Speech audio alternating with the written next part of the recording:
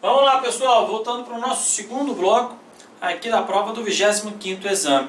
Quando eu terminei a questão 75, eu esqueci só de botar para vocês a fundamentação, que é o artigo 71, parágrafo 4º, mas está aí no seu material.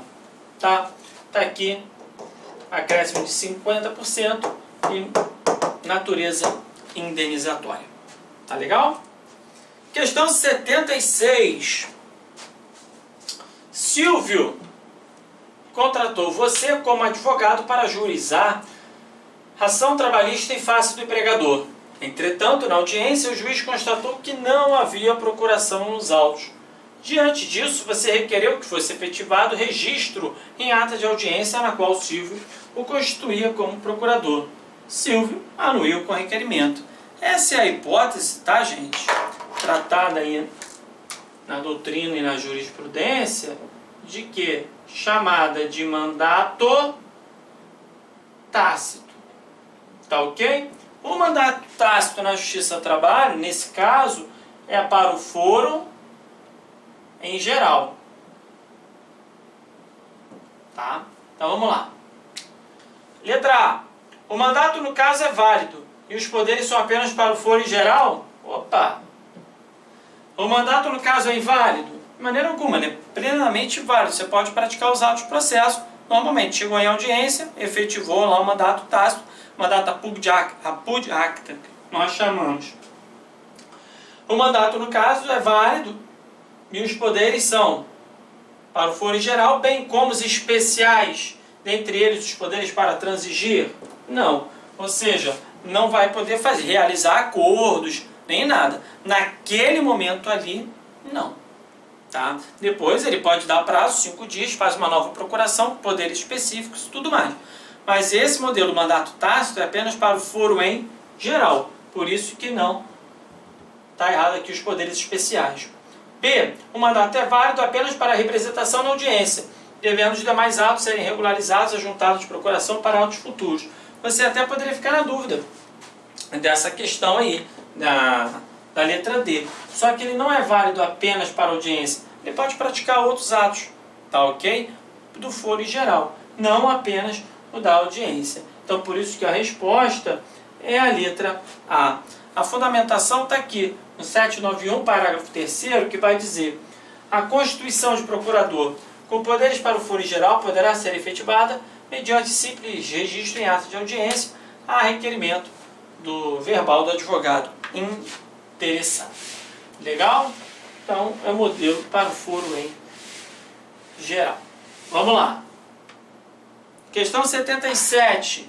Jéssica trabalhou na sociedade empresária Móveis Perfeitos Limitada por 4 anos, quando foi dispensada sem justa causa, sem receber verbas resilitórias.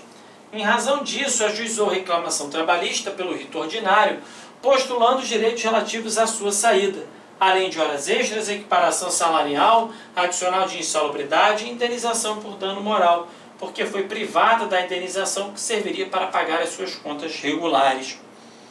Na audiência designada, após feito o pregão, a sociedade empresária informou e comprovou documentalmente que conseguiram no mês anterior a sua recuperação judicial, motivo pelo qual requereu a suspensão da reclamação trabalhista por 180 dias, conforme previsto em lei, sob pena do prosseguimento acarretar a nulidade do feito.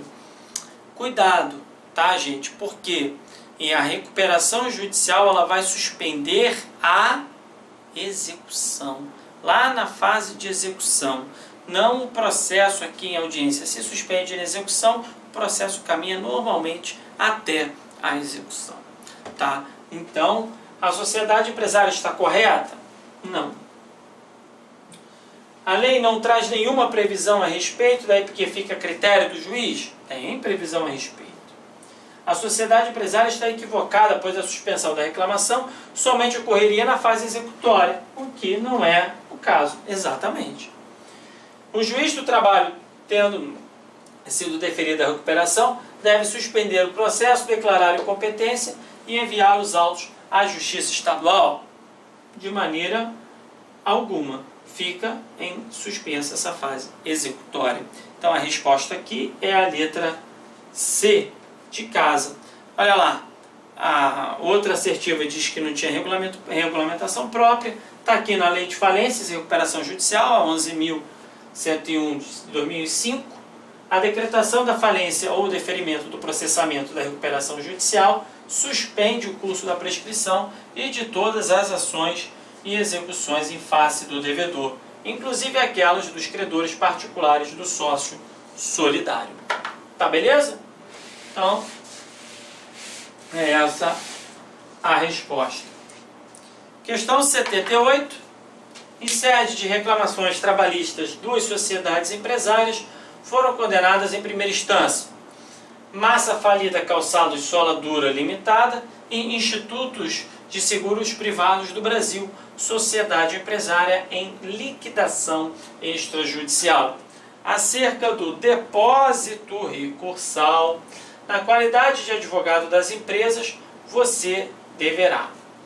Então, o que você tem, o que entende a doutrina, a jurisprudência e a própria lei. Lá, depósito recursal, lá no 899. Você tem que saber as hipóteses de depósito recursal, quando eles são devidos, quando não são devidos, e agora devidos também à metade. Massa falida, gente, está o que? Isenta. Tá ok? Empresa em liquidação extrajudicial, não está isenta.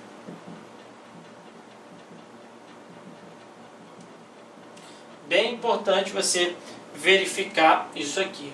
Então, você, na qualidade de advogado das duas empresas, o que você faz a título de depósito recursal? Você não recolhe da massa falida, tá? Então você recolhe o depósito recursal nos dois casos? Não.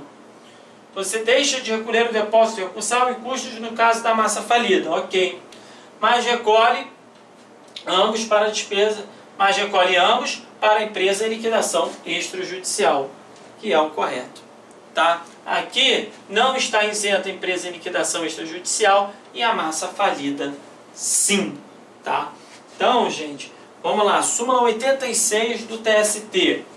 Não ocorre deserção de recurso da massa falida por falta de pagamento de custas ou de depósito recursal no valor da condenação. Ou seja, ela é isenta de custas e depósito recursal.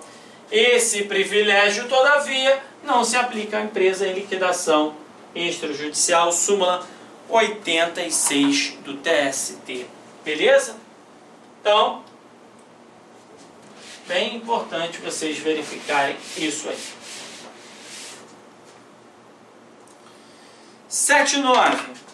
Em reclamação trabalhista, já na fase de execução, o juiz determinou que o autor apresentasse os cálculos de liquidação. Determinação esta que foi cumprida pelo exequente em fevereiro de 18. Então, o calculista do juízo analisou as contas e entendeu que elas estavam corretas, pelo que o juiz homologou os cálculos ofertados e determinou a citação do executado para pagamento em 48 horas, sob pena de execução. Considerando a narrativa apresentada e os termos da CLT, assinale a afirmativa correta. Agiu corretamente? O juiz equivocou-se, o magistrado? O que você tem aí? Vamos lá. Letra A. Agiu corretamente o juiz porque as contas foram atestadas pelo calculista como corretas. Gente, você tem um procedimento. Nós já falamos aqui em provas anteriores desse procedimento. Tá? Você tem a sentença, depois da sentença a liquidação. Da liquidação você abre prazo comum para as duas partes de 8 dias para manifestação sobre aqueles cálculos. Observe um detalhe importante, se você não prestou atenção, você vai errar essa questão. Ele não abre prazo para o réu, podemos dizer, né?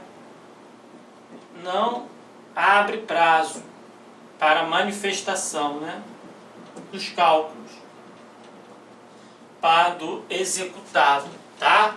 Não abre prazo. Então, se ele não abre prazo, o juiz agiu corretamente? Não. Equivocou-se o magistrado porque ele deveria obrigatoriamente conferir vista dos cálculos ao executado? Sim. Ele não abre.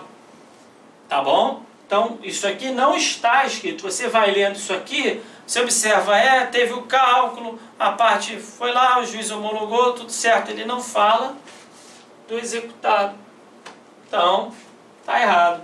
Tá ok? Então, a resposta aí correta é a letra. O juiz tem a faculdade de abrir vista ao executado por 10 dias. Está errado. É o prazo comum de 8 dias. Está errado. A resposta aqui é a letra B de bola. Legal? Elaborada a conta e tornada líquida, o juiz não poderá, e sim deverá abrir as partes prazo comum de 8 dias para a impugnação fundamentada com a indicação dos itens e valores objeto da discordância sob pena de preclusão. Última questão, questão de número 80. Em determinada vara do trabalho, foi prolatada uma sentença que, após publicada, não foi objeto de recurso por nenhum dos litigantes.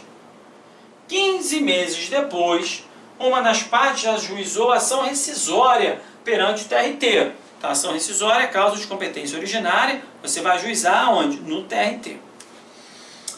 Tendo o acórdão julgado improcedente o pedido da ação rescisória. Ainda inconformada, a parte deseja que o TST aprecie a demanda. Assinale a opção que indica na hipótese o recurso cabível para o Tribunal Superior do Trabalho. Cuidado, não é recurso de revista. É uma outra ação que começa originariamente no TRT. Dessa decisão para o TST, qual é o recurso? Recurso ordinário. Tá bom? Prestou atenção? Por quê?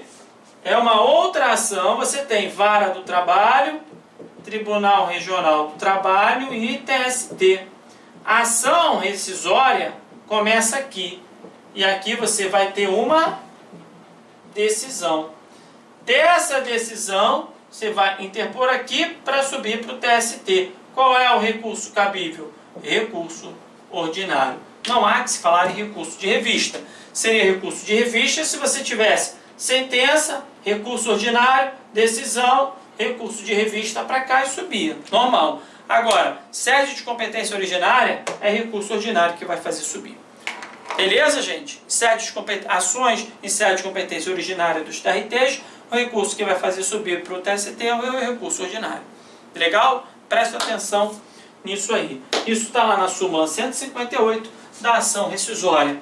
Da decisão do TRT em ação rescisória, é cabível recurso ordinário para o TST em face da organização judiciária trabalhista. Beleza? Questãozinha aí, tranquila para vocês. Beleza, gente? Então, vamos terminando o nosso 25º exame e eu vou voltar no próximo bloco com vocês para corrigirmos aí o 26º exame de ordem. Bons estudos para você, um forte abraço e até a próxima!